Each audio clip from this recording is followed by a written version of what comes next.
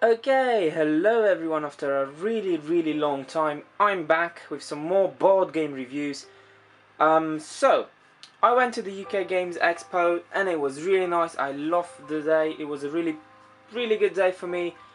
And over there, my girlfriend pre-ordered herself a box of HexAgony, deceptively simple, endlessly challenging, abstract strategy game. So now let's have a look whether the game actually is deceptively simple, yet endlessly challenging. Let's start with a typical look at the box and then we will have a look what's inside the box. So you can see, most likely this is what's inside. I've already played a few games, but I will cover that in a second. So for now, let's have a look. Quite simple, with very short instructions and kind of introduction of the game on the back. So it looks good. Let's have a look inside.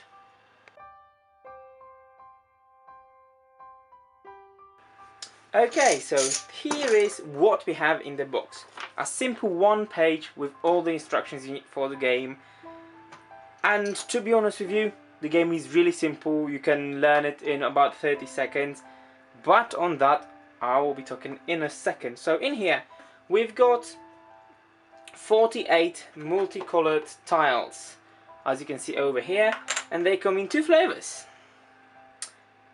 Simply, these are two types of tiles you've got, which are multicolored. And then each of the main colors, which is red, white and blue, has its own corresponding tile, which is just in full color on its own. And the game is quite simple, but like I said, we cover this in a second. Instructions over here, box, tiles, everything else. I was lucky enough to get this nice cloth linen bag to put all the tiles in, which makes the game really portable. And I guess I got it because I pre-ordered it on the Games Expo and I picked it up personally.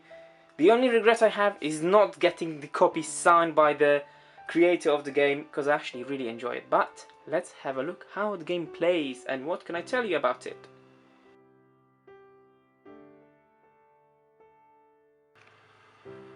Okay, so here is how the game plays.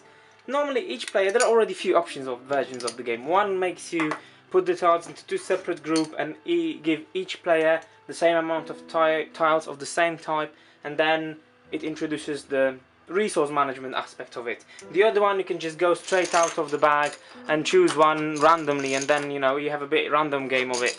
There is even a solitaire mode where you can just play choosing one color and try to make as many tiles of your own color.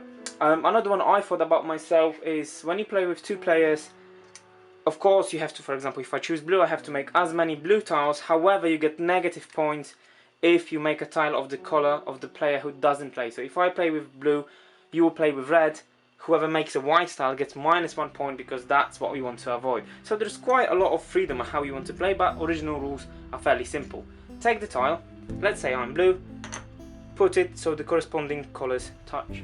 As simple as that. Of course I can do this, I can do this, blue to blue, red to red, white to white.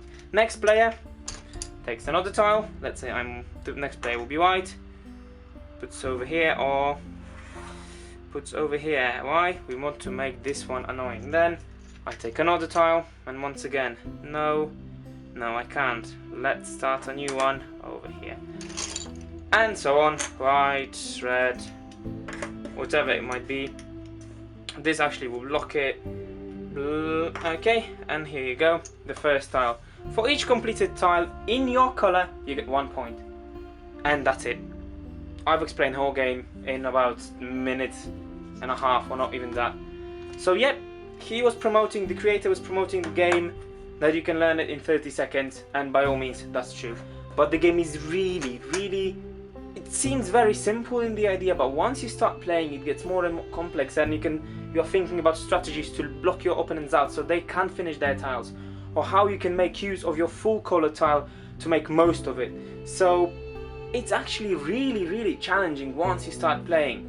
And first 2-3 games will be learning and kind of getting grasp of it. But once you realize what you can do and what are your possibilities, it gets really challenging and really competitive. I absolutely love the game.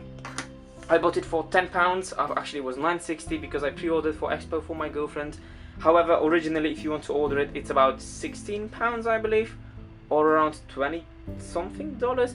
You will have have a look in the link in the description of the video. There will be link to the website, there will be link to the shop where you can order your own copy, and by all means I would say do it.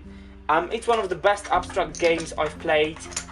It's really simple, it's cheap, it seems simple, it's challenging, and most of all, it's just simply very enjoyable. And the quality of the tiles is really good. They are full plastic, 4 parts with bottom and each colour being separately snapped on it.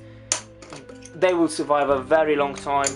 And if you follow the author on the Instagram, with HexAgony of course, you can see how the game developed from the 80s I believe. So in the beginning white was actually yellow, they were wooden, they went to metal, so you can see how the game developed to what it is right now.